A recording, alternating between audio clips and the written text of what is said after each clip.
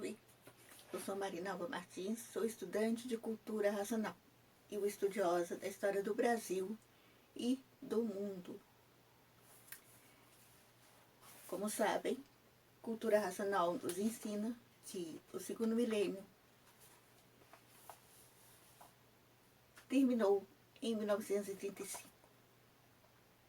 O que significa que de 1935 para trás, quem governava, quem comandava a natureza era a energia elétrica e magnética. Era o pensamento e a imaginação.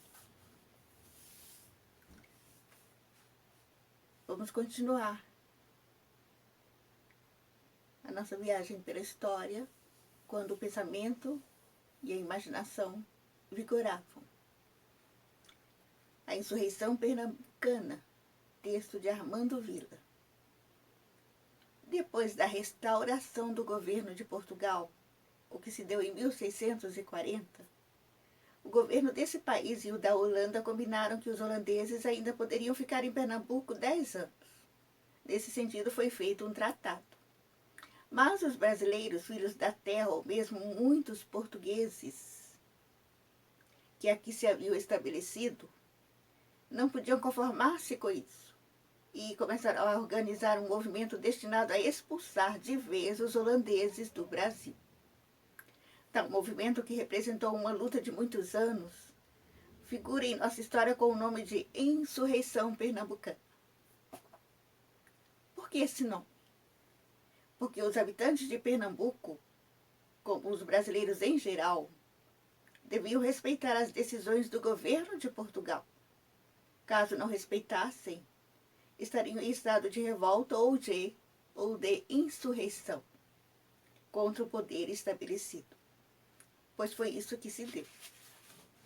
A insurreição foi pregada por André Vidal de Negreiros, paraibano nobre e desinteressado, oficial da guarnição da Bahia. A pretexto de visitar a família na Paraíba, embrenhou-se pelo interior reunindo gente. Obteve o auxílio de João Fernandes Vieira, rico português, dono de vários engenhos. Obteve igualmente a simpatia do índio Felipe Camarão e a do chefe negro Henrique Dias. Em julho de 1645, as forças insurretas começaram a lutar corajosamente. Já nesse ano venciam a batalha do Monte das Tabocas. Depois dessa vitória, os holandeses destruíram barcos portugueses e aprisionaram mulheres brasileiras.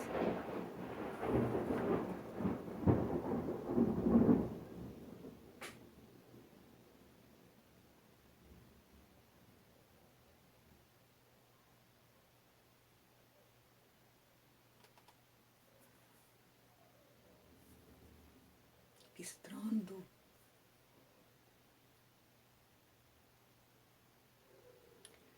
Mas os insurretos não se intimidaram. Marcharam sob o comando de João Fernandes Vieira para o engenho da Casa Forte, que conseguiram conquistar. As forças brasileiras foram tomando as posições dos holandeses até que, em abril de 1648, travaram a Batalha dos Montes Guararapes, nas imediações do Recife.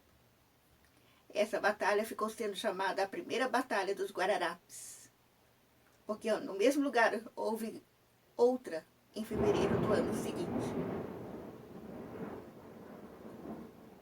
Encurralados em pequena parte do território, os holandeses resolveram, por fim, entregar-se. Em janeiro de 1654 foi assinada a derrota dos Flamengos, chamada a Capitulação da Campina do Taborda. Tinham eles dominado o norte do Brasil por 24 anos. Guerra tão longa serviu, especialmente para estimular o sentimento nativista dos brasileiros, mostrando que uma nova pátria aqui se estava construindo.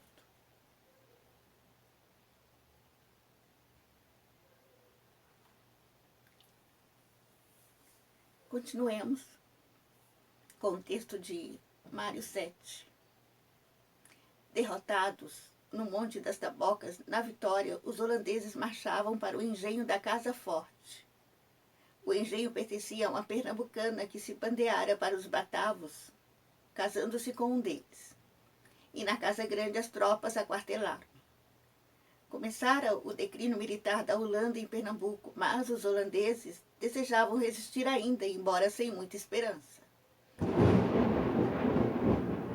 Sabedores dessa nova posição do inimigo, Fernandes Vieira e Vidal de Negreiros foram atacados.